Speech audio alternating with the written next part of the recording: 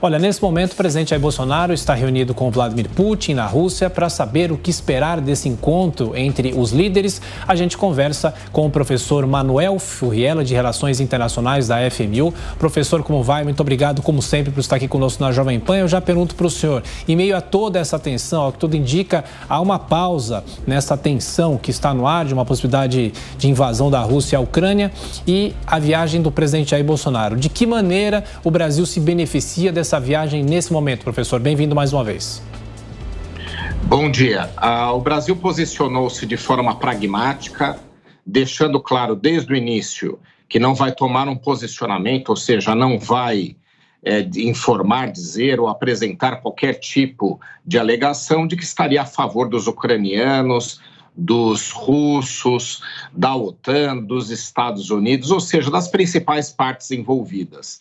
Esse posicionamento, do meu ponto de vista, ele faz total sentido, já que o Brasil não tem protagonismo neste conflito, o Brasil tem outros, mas não exatamente nesse, e como a posição brasileira sempre é de ter relacionamento com todos os estados, com todos os países, por óbvio, não faria nenhum sentido algum tipo de posicionamento em relação ao conflito.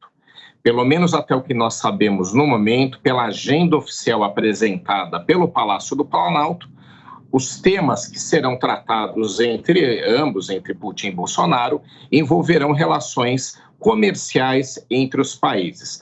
Podem surgir alguns outros temas, por exemplo, um eventual apoio russo à pretensão brasileira de ser membro permanente do Conselho de Segurança da ONU, ou algumas outras questões que sejam muito próprias dos dois países. Mas eu não acredito num envolvimento direto do Brasil neste momento, neste conflito, e no meu ponto de vista não é útil nem é conveniente. Professor, bom dia. A gente ouve muito falar sobre essa negociação diplomática entre Rússia e Ucrânia. Do que se trata este tipo de negociação? Você tem várias formas de solução de conflitos internacionais. Inclusive, algumas dessas formas, elas são previstas em tratados, ou seja, elas existem formalmente. Então, não são práticas que surgem através, no transcorrer dos anos de relação entre os estados, e sim são ferramentas previstas legalmente e juridicamente. A diplomática é uma das mais úteis. Ela prevê negociações entre os corpos diplomáticos dos estados envolvidos e pode-se chamar um terceiro para eventualmente ser um árbitro, um mediador. Neste momento são os corpos diplomáticos.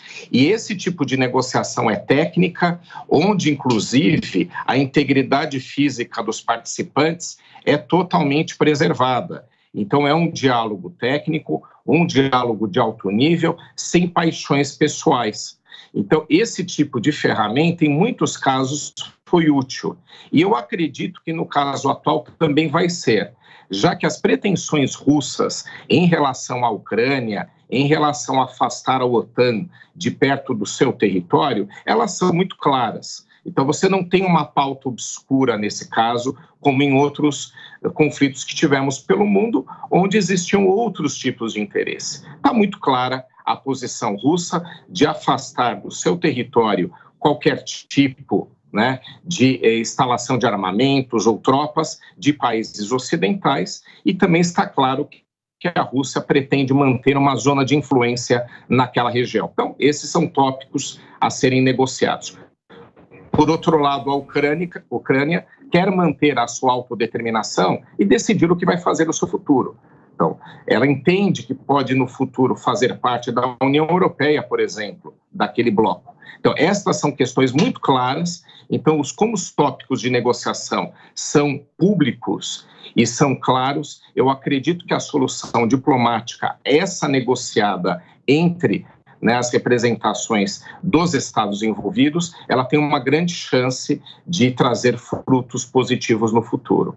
Professor Furriela, mais uma questão. Essa possibilidade da Ucrânia entrar na OTAN, o senhor acha que é mais uma provocação para a Rússia ou há realmente o interesse do país de estar na organização do Tratado do Atlântico Norte? A maior interessada, a gente fica achando que são os Estados Unidos ou é a Europa, né, ou os outros integrantes da OTAN. A maior interessada em fazer parte da OTAN é a Ucrânia. Por qual motivo? Deixar aqui claro, né, um dos pontos principais de um Estado, quando ele faz parte da OTAN, é que, caso ele venha a ser atacado ou invadido, a OTAN obrigatoriamente tem que se posicionar a favor daquele Estado. É muito claro que a Ucrânia sempre teve receio de qualquer tipo de intervenção militar russa em seu território. Tanto é verdade que ela perdeu a Crimeia, ela já perdeu parte do seu território por conta de conflitos com a Rússia. Então, para a Ucrânia fazer parte da OTAN, faz com que ela traga um escudo de proteção, simplesmente o mais importante que tem no mundo todo. Para a Europa, a Ucrânia fazer parte da OTAN não é algo de primeira ordem, inclusive porque os principais países da União Europeia, o caso da Alemanha, que é o mais destacado, tem total interesse em manter boas relações com a Rússia, não só por conta do abastecimento de gás, que é totalmente fundamental para a Europa continuar funcionando, como também a Alemanha é parceira da Rússia num gasoduto que passa fora do território ucraniano. Então, a Europa tem se posicionado a favor do ingresso da Ucrânia, mas de uma forma muito moderada. A gente pode perceber. E os Estados Unidos, ele tem um interesse geopolítico na região, movimentar tropas ou colocar, né, qualquer tipo de armamento mais perto da Rússia, obviamente também é do seu interesse, ou diminuir a influência russa na Ucrânia. Mas de primeira ordem mesmo, é essa vontade ucraniana de se sentir protegida com apoio internacional, que seria obrigatório se ela fizesse parte da OTAN. Participação aqui na Jovem Pan do professor de Relações Internacionais, Manuel Furriela. Professor, como sempre, obrigado pela atenção, pela gentileza. Um abraço. Uma ótima semana a todos.